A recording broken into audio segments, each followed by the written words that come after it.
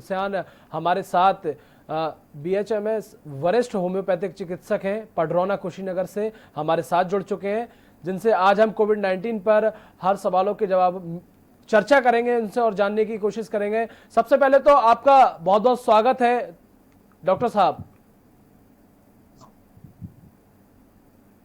Doctor साहब, मेरा सबसे पहले सवाल आपसे ये है कि कोरोना क्या है, इसके क्या क्या लक्षण होते हैं। सबसे पहले हमारे दर्शकों को विस्तार से ये बताइए। कोरोना जो है ये कोरोना वायरस फैमिली है। इसका एक वायरस है। जी।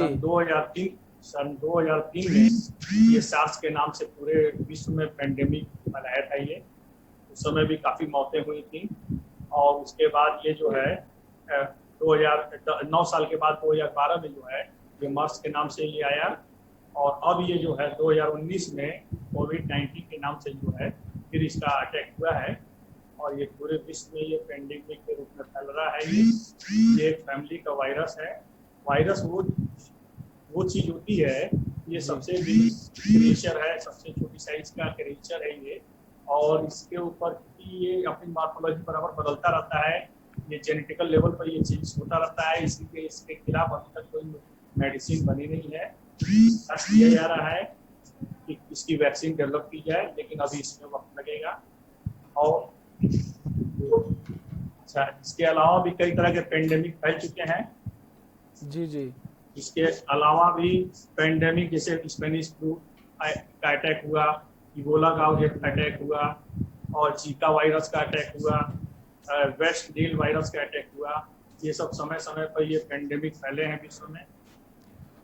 बिल्कुल डॉक्टर साहब, चूंकि आप वरिष्ठ होम्योपैथिक चिकित्सक हैं, तमाम आपने ऐसे केस देखे हैं इस कोरोना काल में। अब मैं आपसे जानना चाहूंगा, क्योंकि तमाम दर्शकों की यही दरख्वास्त है और यही सुनने को वो हर दर्शक की यही फरमाइश रहती है, आखिर ये कैसे फैलता है, इसके सिम्टम्स कैसे होते हैं और कब पता लग पाता है कि कोरोना के लक्षण आ गए हैं। ये ऐसा है, इसके लक्षण जो है इन्फ्लुएंजा और फ्लू से मिलते हैं। इसमें हल्की बुखार रहती है, जैसे इन्फ्लुएंजा में तो हल्की बुखार रहती है, इसमें तेज बुखार जी।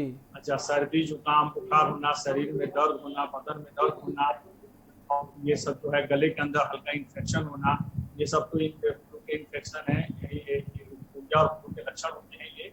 और यही इसी में जब बुखार बहुत तेज होती है तो उसके अंदर बुखार बहुत तेज होती है, सांस फूलने के लक्षण होते हैं, तब हम ये समझते हैं कि हाँ, अब ये पेशेंट को कोरोना के ये लक्षण है और हमें तुरंत इसका जो है जानकारी चिकित्सक को देना चाहिए और आगे अधिकारियों को देना चाहिए। और ये इस समय वैसे भी सर्दी जुकाम का मौसम चल रहा है। 80% मरीजों को मामूली से लक्षण आते हैं जो कोरोना नहीं है, लेकिन पेशेंट डर जाते हैं कि भाई मुझे ऐसा नहीं ना हो गया है कुछ। तो जागरूकता तो जरूरी है। ये फैलता है जैसे ये एयरबॉर्न डिजीज नहीं है जी, जैसे हवा से फैलने वाली बीमारी नहीं, ये ड्रॉपलेट इन्फेक्शन है। ये जो नजदीक में कोई पेशेंट हो उसके संपर्क में हम आते हैं, वो हमारे सामने खांस लेता है, छींक लेता है, तो ये इन्फेक्शन दूसरे को लग जाता है। बिल्कुल डॉक्टर साहब, जिस तरह से आपने अहम बातें बताई, यहाँ पर मैं ये और जानने की आपसे कोशिश करूंगा इसकी जांच कैसे की जाती है, और चूंकि आपने जांचें की हैं तो हमारे दर्शकों को विस्तार से बताइए कि इसकी जांच आखिर कैसे की जाती है। देखिए, इसमें जो है हम जो सैंपल इसका लिया जाता है वो नाक से लिया जाता है, गले से लिया जाता है, जिसको कहते हैं nasal aspirant, tracheal aspirant, swab test होता है, स्पूटम टेस्ट होता है। इससे सैंपल लेके और पीसीआर द्वारा इसकी जांच की जाती है। पीसीआर होता है पॉलीमेरेज चेन रिएक्शन, इसमें कोरोना के होने और नहीं होने की पुष्टि होती है और इसी टेस्ट से इन्फ्लुएंजा ए, बी, H1N1 वायरस की भी जांच की जाती है। बिल्कुल डॉक्टर साहब, अब मैं आपसे जानने की कोशिश करूंगा कि इसके बचाव के उपाय क्या क्या हैं। बचाव में देखिए ऐसा है, सबसे बड़ी बात तो ये है कि चूंकि ये हाईली इन्फेक्टियस डिजीज है और ये संपर्क से और ये आदमी के आसपास बैठने से, उसके सांस लेने से, ड्रॉपलेट इन्फेक्शन से फैलती है, तो सबसे बड़ा बचाव है सोशल डिस्टेंसिंग। हम लोगों से दूरी मेंटेन करें, हमें बाहर लोगों से डिस्टेंस को मेंटेन करें, दूरी मेंटेन करें, मास्क पहने, मास्क में भी जो है N95 मास्क होना चाहिए, दस्ताने हैं, हेड शील्ड है, ये सब चीजों का इस्तेमाल करें। सामान्य मास्क बेकार होते हैं, कम से कम 2 से 3 लेयर का मास्क होना चाहिए। बिल्कुल डॉक्टर साहब, बहुत अहम बात आपने हमारे दर्शकों को बताई। डॉक्टर साहब, ऐसे में मैं जानने की कोशिश करूंगा, चूंकि मौसम भी ऊपर नीचे हो रहा है, बारिश का मौसम हो जाता है, बहुत सारी चीजें हैं, लोगों के अंदर सिम्टम्स आ जाते हैं, सर्दी जुकाम आ जाते हैं, तो क्या ऐसे में उन लोगों को घबराने की जरूरत है या फिर नॉर्मली अगर वो मेडिसिन लेंगे फिर भी सही हो सकते हैं? दर्शकों को एक बार विस्तार से बता दीजिए। अब इसमें जो ऐसा है, जी बचाव, सबसे बड़ा बचाव तो है कि शरीर की इम्यूनिटी को बढ़ाया जाए। जी जी जी हाँ, इसमें क्या करना चाहिए, एक तो प्रॉपर और हेल्दी डाइट आदमी ले, जी पानी अधिक से अधिक पिए, जी गर्म पानी पिए, योगा एक्सरसाइज करें।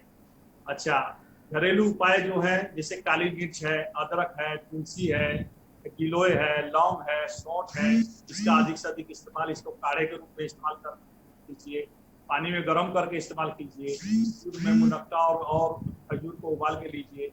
अधिक से अधिक विटामिन सी की जो चीजें हैं जैसे आंवला है, संतरा है, मौसम्बी है, अंगूर है, नींबू है, ये साइट्रस फ्रूट का इस्तेमाल करना चाहिए।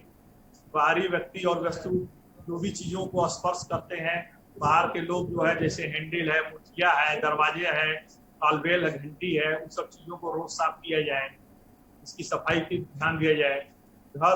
घर में कुछ चीजें हैं जैसे ये घरेलू उपाय हैं कि जैसे अगर है, तगर है, लौंग है, इलायची है, कपूर है, कुलकुल है, ये सब चीजों का धुआं भी रोज करना चाहिए, घर के वातावरण को भी शुद्ध करते हैं।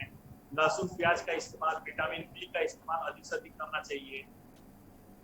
दूसरे का मोबाइल बिल्कुल नहीं यूज करना चाहिए।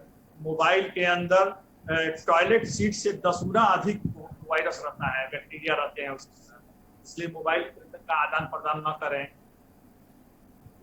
अच्छा, शरीर में विटामिन डी की आवश्यकता बहुत है। विटामिन डी जो है हमारे शरीर को इम्यूनिटी को बढ़ाता है। 40% शरीर का ओपन भाग कम से कम करके और 10 मिनट धूप में जरूर रोज बैठना चाहिए। ये सब इसके बचाव के उपाय हैं। बिल्कुल डॉक्टर साहब, आपका बहुत बहुत शुक्रिया हमारे इस खास चर्चा में जुड़ने के लिए।